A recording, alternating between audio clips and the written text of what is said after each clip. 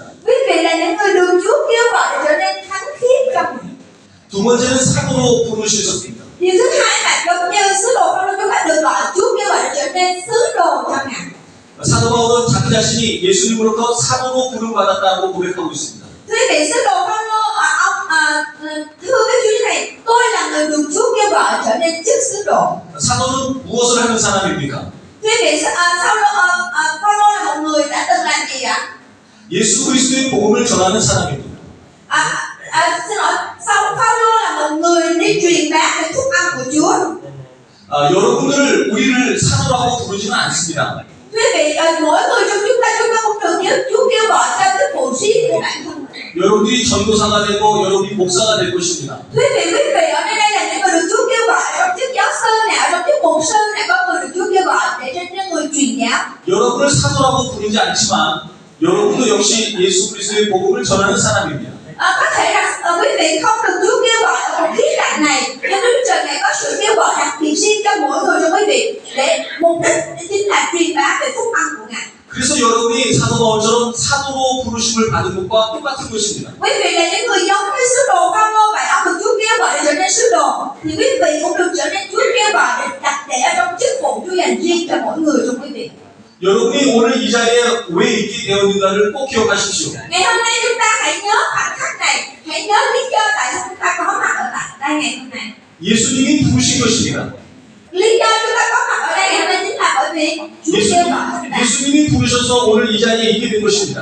Quý vị, bởi vì Chúa kêu gọi chúng ta nên chúng ta có mặt ở đây ngày hôm nay, chúng ta có đồng ý điều này không ạ? 왜 이 자리에 부르셨는가 하면 예수 그리스도의 복음을 전하라고 부르신 것입니다. Ngày hôm nay nếu Chúa hỏi chúng ta rằng tại sao con có mặt ở đây, chúng ta sẽ trả lời thế nào ạ? Con có mặt ở đây để con truyền bá về phúc âm của Ngài, chúng ta nghe không ạ? 절대 이것을 잊어서는 안 됩니다. Quý vị, chúng ta đừng rời bỏ cái tâm tình ngày hôm nay. 예수 그리스도의 복음 Bởi vì phúc âm của Chúa Giêsu, 이것을 위해서 예수님이 나를 부르셨다는 것을 잊지 마십시오. quý vị đừng quên rằng ngày hôm nay, đừng quên tâm tình ngày hôm nay, Đức Chúa Giêsu Ngài kêu gọi quý vị cho phúc âm của Ngài. 하나님께서 사도 바울을 이방인에게 보내셨습니다. Đức Trời Ngài gửi sứ đồ Phaolô đi truyền bá ở nước ngoài, 복음을 전하라고 보내신 것입니다. đi truyền bá về phúc âm của Ngài cho người ngoại quốc. 하나님이 여러분을 어디로 보내실지는 모릅니다. Quý vị, ngày hôm nay tôi cũng không biết Đức Trời Ngài sẽ gửi đi quý vị đi đến nơi nào. 그러나 어디를 보내시든지 여러분이 해야 할 일은 예수 그리스도의 복음을 전하는 것입니다. Nhưng mà thưa quý vị, dù chúng ta đi đến đâu thì mục đích duy nhất của sự kêu gọi chúng ta đó chính là gì ạ? Là truyền bá về phúc âm. Chúng ta có đồng ý không ạ? 사도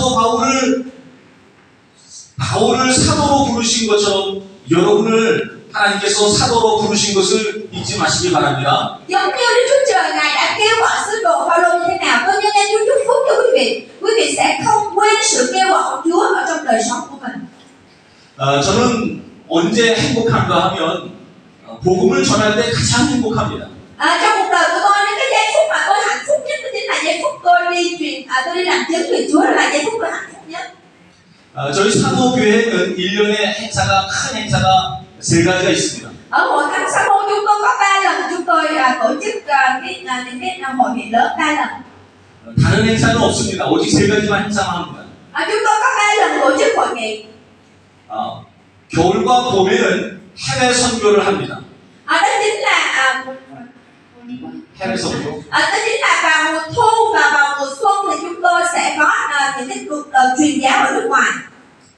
세계 곳곳을 다니면서 성도들과 함께 예수 그리스도의 복음을 전합니다. Và chúng tôi đi truyền giáo ở nước ngoài, chúng tôi sẽ lập từng đoàn truyền giáo trong hội thánh của chúng tôi. Chúng tôi sẽ lên kế hoạch để đi truyền giáo ở nước này nước kia, và chúng tôi vào mùa xuân và mùa thu chúng tôi sẽ đi. 여름에는 한국의 지방 교회들을 어려운 교회들을 찾아가서 전도를 합니다. Vào mùa hè thì hội thánh chúng tôi có chương trình, chúng tôi sẽ đi đến vùng nông thôn ở tại hội chúng tôi, những hội thánh nhỏ, những hội thánh nào khó khăn thì chúng tôi đi đến đó và chúng tôi sẽ làm chứng về Chúa trong vùng đất đó. Chúng tôi giúp đỡ cho những cái hội thánh đó. 지난 7월, 8월에도 저희는 30여 개의 교회에 우리 성도들을 보내서 전도를 했습니다. Vào tháng 7, tháng 8 vừa rồi thì hội thánh chúng tôi đã đi đến hơn 30 hội thánh và chúng tôi đi truyền giáo ở hơn 30 hội thánh đó. 그리고 가을에는 이제 사모 교회 내에서 전도 대회를 합니다. Vào mùa thu thì ở tại hội thánh của chúng tôi sẽ ra đây và chúng tôi làm chứng cho những cái người xung quanh hội thánh của chúng tôi ở tại thủ đô. 가족들에게, 이웃들에게 또 직장 동료들에게 복음을 전합니다. Và lúc đó chúng tôi sẽ đánh trọng tâm vào người thân của chúng tôi sẽ đánh trọng tâm vào những bạn những người làm chung ở trong công ty hay là những người hàng xóm láng giềng, và chúng tôi sẽ trọng tâm vào những người đó và chúng tôi làm công tác truyền giáo. 저는 어떤 일을 할 때보다도 이 복음을 봄에는 해외에, 여름에는 지역, 지방에, 그리고 가을에는 교회 내에서 이 복음을 전할 때처럼 행복한 때는 또 없습니다. Quý vị, trong cái cuộc đời hầu việc Chúa của tôi đó thì vào mùa xuân chúng tôi đi truyền giáo ở nước ngoài, và mùa hè chúng tôi đi truyền giáo trong nước, và vào mùa thu chúng tôi đi truyền giáo cho chính hội thánh của chúng tôi. Thì những cái giây phút đó là những giây phút mà tôi cảm thấy hạnh phúc nhất trong cuộc đời của tôi. 이것 때문에 예수님이 나를 부르셨구나라고 하는 것을 제가 확신합니다. Mỗi khi chúng tôi làm công việc đó thì tôi rất cảm ơn Chúa, và tôi xác quyết lại một lần nữa rằng cảm ơn Chúa vì Chúa kêu gọi con mục đích duy nhất là vì phúc âm của Ngài. Chúng ta có ai nghe điều này không ạ? 이 세상 그 어떤 것보다도 예수 그리스도의 복음을 전할 때 기쁘고 행복하고 내가 살아야 하는 존재의 이유를 알고 있는 것입니다. Nhân nên chúng tôi chúc phúc cho quý vị để quý vị sẽ biết được rằng lẽ sống cuộc đời quý vị, lý do quý vị sống ở cuộc đời này chính là quý vị sinh ra được Chúa kêu gọi để trở nên người truyền bá về phúc âm của Ngài. Chúng ta nghe cái điều này không ạ? 여러분에게도 예수 그리스도의 복음을 전할 때 하나님께서 이런 기쁨을 주실 줄로 믿습니다. Nhân nên tôi chúc phúc rằng ở trong cuộc đời quý vị thì quý vị làm công việc của Chúa thì sự vui mừng của Chúa bao phủ trọn cuộc đời của quý vị. 여러분이 여기 있게 된 것은 예수 그리스도의 복음을 전하라고 사도로 부르신 것을 잊지 마십시오. Điều thứ hai ở đây chính là chúng ta đừng quên lý do Chúa kêu gọi chúng ta để trở nên sứ đồ cho Ngài. 자, 마지막 세 번째는 예수님의 것으로 부르신 것입니다. Điều thứ ba chúng ta hãy nhớ, điều thứ ba mà tiên chính sứ đồ Phaolô nói rằng Chúa kêu gọi Ngài, Chúa kêu gọi ông để trở nên thuộc về Chúa, thuộc về riêng của Chúa mà thôi. 6절을 같이 한번 읽어보겠습니다. 6절. Quý vị có xin phép được đọc lời của Chúa ở trong Roma đoạn 1 câu số 6. Lời của Chúa có phép như thế này: trong các dân ấy anh em cũng đã được gọi bởi Đức Chúa Giêsu. 로마에 있는 성도들을 예수님의 것으로 불렀다고 이렇게 기록하고 있습니다. Quý vị, ở đây lời của Chúa, sứ đồ Phaolô có nói như thế này: trong các dân ấy anh em được gọi bởi Chúa Giêsu, cho Chúa Giêsu.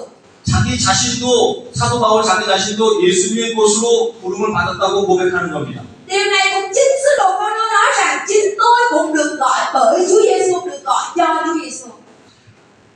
여러분은 예수님의 것으로 부르심을 받은 겁니다. Quý vị và tôi nhân dân tôi nói điều này, quý vị cũng được kêu gọi bởi Chúa Giêsu và cho Chúa Giêsu. Chúng ta có đồng ý lớn tiếng amen ạ? 아멘. 여러분은 여러분의 것이 아닙니다. Quý vị không phải là của quý vị nữa. 여러분은 예수님의 것입니다. Quý vị là của Chúa Giêsu. Chúng ta đồng ý không ạ? 아멘. 나도 내 것이 아닙니다. Tôi cũng không phải là của bản thân tôi. 나도 예수님의 것입니다. Tôi cũng là của Chúa Giêsu. 우리 모두가 다 예수님의 것입니다. Quý vị, chúng ta là của ai? Quý vị, chúng ta là của Chúa Giêsu. Chúng ta nghe cái điều này không ạ? 아멘. 이게 핸드폰입니다. Đây là cái điện thoại. 이 핸드폰은 내 것입니다. Cái điện thoại này là của tôi. 그래서 내 마음대로 사용할 수 있습니다. Bởi vì nó là của tôi nên tôi có quyền tôi sử dụng, tôi làm gì với nó cũng được. 사용하고 싶을 때 사용합니다. Khi tôi muốn sử dụng nó thì tôi cầm nó lên và tôi nhớ lúc đó là tôi sử dụng. 사용하지 않을 때는 이렇게 내려놓을 수 있습니다. Khi tôi không sử dụng nữa thì tôi để nó xuống. 언제든지 내가 필요하면 이 핸드폰을 다시 사용합니다. Khi mà tôi cần, lúc nào, bất kỳ lúc nào tôi cần nó thì tôi có thể nắm lấy cái điện thoại này và tôi sử dụng. 이 핸드폰 누구 것입니까? Quý vị, tôi muốn hỏi quý vị cái điện thoại là của ai? 내 것입니다. Của tôi. 이 핸드폰을 여러분이 쓸 수 없습니다. Cái điện thoại này của tôi nên quý vị có sử dụng được không? Nghĩ được thôi chứ không xài được. 이건 내 거기 때문입니다. Bởi vì nó là của tôi cho nên quý vị không xài được. 여러분은 예수님의 것입니다. Tôi nói điều này để nói lại một cách dễ hiểu rằng quý vị là của ai? Của Chúa Giêsu. 여러분을 쓸 수 있는 분은 예수님밖에 없습니다. Vậy chỉ có một đấng duy nhất có thể sử dụng đời sống quý vị là ai ạ? Chúng ta nói lớn hơn ai ạ? 주이소. 예수님이 원하시면 언제든지 여러분을 쓸 것입니다. Và khi Đức Giêsu Ngài cần thiết thì Ngài sẽ kêu gọi quý vị, và quý vị có đồng ý với sự kêu gọi của Ngài không ạ? Vâng. 그때마다 여러분이 예수님께 순종하시면 됩니다. Quý vị khi Chúa kêu gọi chúng ta chỉ cần làm một việc duy nhất, đó là gì ạ? Vâng phục cho sự kêu gọi đó mà thôi. 이 핸드폰이 나에게 왜 나를 이렇게 쓰냐고 질문할 수 없습니다. Cái điện thoại của tôi không bao giờ nó nói với tôi đây, ông kia sao ông xài nhiều vậy, mệt mỏi lắm rồi nha, sao ông xài tôi dữ vậy? Nó không bao giờ nó nói với tôi câu đó. 여러분도 예수님에게 왜 나를 이렇게 사용하냐고 질문할 수 없습니다. Vì vậy ngày hôm nay mỗi người trong chúng ta, chính tôi quý vị, chúng ta cũng không có quyền hỏi Chúa Giêsu rằng tại sao Ngài sử dụng con thế nọ thế kia, Ngài để con chỗ này chỗ khác, chúng ta không có quyền nào. 예수님은 여러분을 쓰려고 부르셨습니다. Bởi vì Chúa Giêsu Ngài kêu gọi quý vị để Ngài sử dụng quý vị cho chức vụ của Ngài. 예수님은 여러분을 반드시 쓸 겁니다. Và Đức Chúa Trời Ngài kêu gọi quý vị để Ngài sử dụng quý vị, chúng ta phải nhớ điều này. 어떤 사람은 베트남을 위해서 쓸 거고, Có người Đức Giêsu Ngài kêu gọi sử dụng cho đất nước Việt Nam. 어떤 사람은 세계 어떤 나라든 하나님께서 보내면서 쓸 겁니다. Đức Chúa Trời Ngài có người Ngài kêu gọi để người đi ra đi và truyền giáo về Chúa trên cả thế giới này. 또 어떤 사람은 한국으로 올지도 모르겠습니다. Có người được Chúa kêu gọi đi đến Hàn Quốc và làm chứng về Chúa cho Hàn Quốc, cho người Việt ở Hàn Quốc nữa. 여기서 공부하고 졸업한 학생 중에서 한국에 온 사람도 있습니다. Có một sinh viên, có những sinh viên đã từng tốt nghiệp ở trường này và đang học việc Chúa tại Hàn Quốc. 한국에 와서 한국에 있는 베트남 사람들을 위해서 목회하고 있습니다. Và người đó đang học việc Chúa, đang quản trị một hội thánh người Việt ở tại Hàn Quốc. 하나님이 여러분을 어떻게 쓸지는 아직은 모릅니다. Quý vị, mỗi người trong chúng ta ở đây chúng ta không biết rằng Chúa sẽ kêu gọi mình ở trong chức vụ nào, Chúa sẽ sử dụng mình ở tại nơi nào. 그러나 하나님이 원하시는 대로 반드시 여러분을 쓸 겁니다. Nhưng mà tôi tin chắc một điều rằng, và tôi nghe Chúa nói một điều với quý vị rằng khi Chúa cần quý vị ở đây đâu thì Ngài sẽ sử dụng chúng ta ở đây đó. Chúng ta đồng ý không ạ? 하나님이 여러분을 잘 아시기 때문에 여러분을 잘 쓸 겁니다. Bởi vì hơn cả quý vị, Đức Chúa Trời Ngài biết rõ quý vị hơn cả quý vị, và Ngài đặt để quý vị ở nơi tuyệt vời nhất, nơi phù hợp nhất cho chúng ta. 여러분보다 여러분을 하나님이 더 잘 아십니다. So với chính bản thân chúng ta thì Chúa Ngài biết rõ chúng ta hơn chúng ta ở các bạn. 사실 여러분은 여러분을 잘 모릅니다. Quý vị, nhiều khi chúng ta nhìn lại chính bản thân mình, chúng ta có hiểu hết về mình không ạ? 내가 나를 어떻게 써야 할지를 잘 모릅니다. Nhiều khi chúng ta không biết mình sẽ phải làm gì, tôi không biết mình sẽ đi đâu, tôi không biết chính bản thân mình thuộc về đâu nữa. 그래서 세상 사람들은 그냥 아무렇게 놨습니다. Cho nên những người không tin Chúa thì họ cứ đi theo như cái sự cái quán tính của họ đi tới, 다 죄 짓는데 사용하고 있는 것입니다. và bắt đầu họ phạm tội này tội kia và họ đi vào con đường tội lỗi. 그러나 하나님은 여러분을 잘 아시기 때문에 잘 쓰십니다. Nhưng mà tôi cảm ơn Chúa vì chúng ta thuộc về Ngài và Ngài hiểu rõ chúng ta, cho nên Ngài sẽ sử dụng chúng ta ở nơi mà Ngài cảm thấy cần thiết nhất. 거룩하게 선하게 잘 쓰실 것입니다. Và Ngài sẽ sử dụng chúng ta ở trong chức vụ một cách thanh sạch nhất cho Ngài, một cách tốt đẹp nhất cho Ngài, và đó chính là chức vụ Ngài đang đời sống quý vị. Chúng ta có đồng ý không ạ? 예수님이 여러분을 사용할 수 있도록 여러분은 순종하십시오. Nhân viên Chúa cho chúc phước trong đời sống quý vị sẽ có sự vâng phục Chúa cho sự kêu gọi.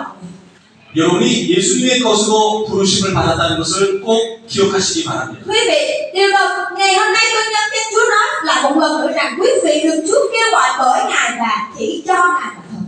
자, 세 가지를 기억하십시오. Ba điều chúng ta hãy nhớ trong ngày hôm nay. 여러분은 성도로 부르심을 받았습니다. Điều đầu tiên chúng ta được Chúa kêu gọi trở nên ai ạ? Trở nên con cái của Ngài. 거룩하기 위해서 힘써야 됩니다. Để trở nên con cái Chúa, chúng ta hãy trở nên thánh sạch giống như Ngài. 여러분은 사도로 부르심을 받았습니다. Điều thứ hai chúng ta được Chúa kêu gọi trở nên sứ đồ cho Ngài. 예수 그리스도의 복음을 반드시 전해야 됩니다. Để người được Chúa kêu gọi làm sứ đồ là người sống chết vì phúc âm của Chúa. 예수 그리스도의 복음을 전할 때 여러분이 가장 기뻐야 합니다. Vì vậy cho nên trong đời sống của sứ đồ, người được Chúa kêu gọi, mỗi khi chúng ta truyền giáo về Chúa, cho nên Chúa sự vui mừng, sự tràn ngập trong một đời chức vụ của quý vị. 그리고 마지막 세 번째 여러분이 예수님의 것으로 부르심을 받았습니다. Và điều thứ ba chúng ta được Chúa kêu gọi là trở nên của Ngài, của một mình Ngài mà còn không của ai khác. 여러분의 주인은 예수님이고 예수님이 여러분을 잘 사용하실 것입니다. Thưa quý vị, và ngày hôm nay cho nên Chúa tôi chúc phước rằng quý vị là của Chúa Giêsu và Chúa Giêsu là của quý vị. Chúng ta có nghe cái điều này không ạ? 네. 침례, 베트남 침례 신학교에서 열심히 공부하십시오. Và tôi cũng muốn nói các sinh viên nhập học ngày hôm nay, tôi mong mỏi là các bạn sẽ học tập thật là chăm chỉ nhé, đừng có gãy cổ giữa chân nhé. 그리고 하나님의 위대한 하나님의 종들이 다 되시기를 주님의 이름으로 축원합니다. Nhân cái Chúa chúc phước rằng mỗi sinh viên ở tại nơi đây sẽ trở nên những người hầu việc Chúa một cách ích lợi, một cách tuyệt vời, một cách phù hợp nhất cho công việc của Đức Chúa Trời. Chúng ta đồng ý không ạ? 아멘. 기도하겠습니다. Tôi xin phép được cầu nguyện. 살아계신 하나님 감사합니다. Cảm ơn Đức Trời vì Ngài là Chúa sống ở trong đời của mỗi chúng con. 31명의 학생을 불러주셔서 감사합니다. Cảm ơn Chúa vì ngày hôm nay Ngài kêu gọi các bạn hơn 30 sinh viên nhập học ngày hôm nay. 이들의